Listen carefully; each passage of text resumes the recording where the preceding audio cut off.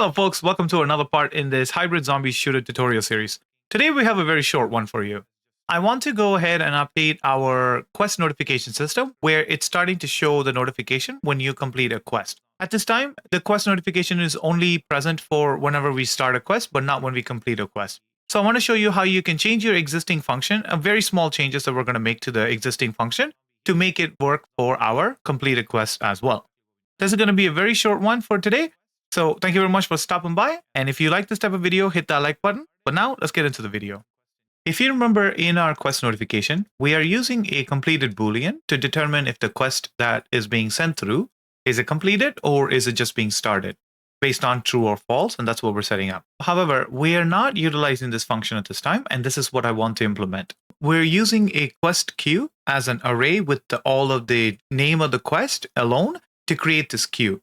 And whenever a new quest is being handed over to us, we're updating this queue to queue our notifications. So not all the notifications going to show up on our screen at the same time. I want to use this exact same functionality for our completed quest as well. However, now this completed quest adds another layer of complication to this because it requires a Boolean. And our quest queue cannot handle this Boolean because it's of a type array. However, we can use a map instead of a quest queue array to handle this. So I'm going to go ahead and create a new variable, and this is going to be our quest queue underscore map. And this variable type is going to be of type string, not a text, because for a text variable, you cannot generate a map. Because to convert a text into a name, we need to convert it to a string first, then to a name. I'm just going to go ahead with a string. And then now we're going to make this into a map. And the map value is going to be our Boolean.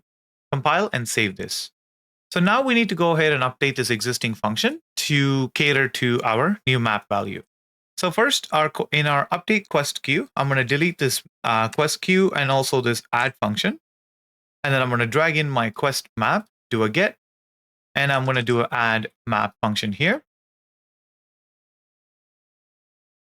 And the quest name, here we're going to go ahead and drag it into a string, and this will do a text to string conversion. And as per our completed Boolean, we're going to drag this onto our updated quest queue function so that this will become an input. And this value, we're going to name it as completed ?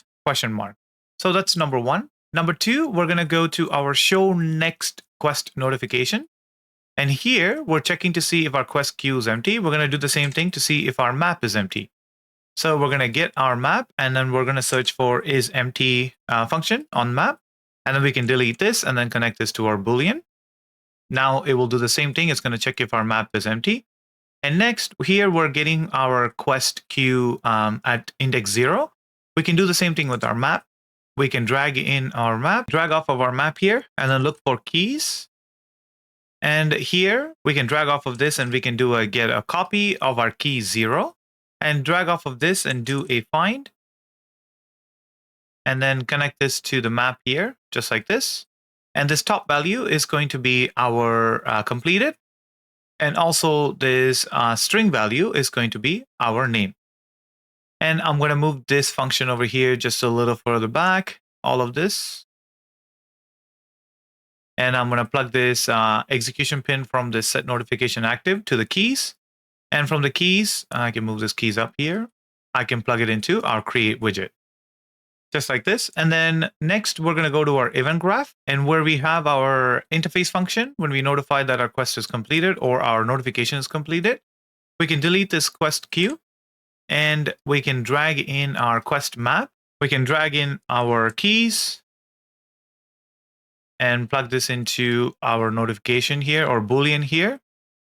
And off of this keys, we're going to get our copy for our first one and drag off of this value. And we're going to go ahead and do a remove. And the remove should be underneath the map. And then this will ask for a map array, connect the execution pin, and then connect our quest map to this just like this. In our give quest, under our give quest, we should have our setup objective UI.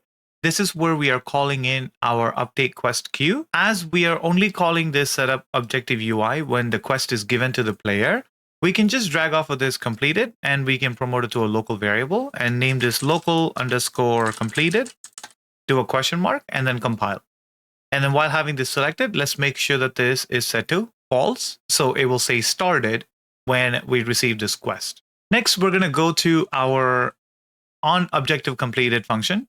And in here, find the place where we are actually adding our currently completed quest to our completed quest array. And just after that, we want to just make some room here and then add in our update quests queue inside of this.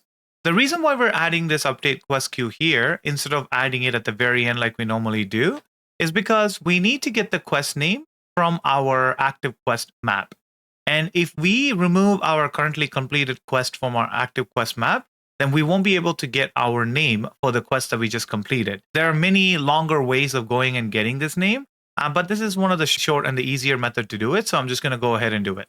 Earlier on in this quest, where we actually are breaking our ST quest data, we can just go here and then put in a pin for our quest name. And now we got ourselves our quest name. So I'm just going to drag this over and plug it into our quest name here, just like so. And as for the completed, I'm going to drag off of this and promote it to a local variable. Name this local_completed. And then do a compile and then check this off to say that it is true. Now, if I go ahead and pick up this quest, everything is working as intended. The quest has just started and I should have another second quest in here. The quest tracker is doing good as well. Now, if I go ahead and kill 3 zombies to complete our quest that we have on screen, you should see it should say zombie trouble, but at this time it's going to say completed. And if I kill one more zombie here, zombie trouble completed. Just exactly what we needed.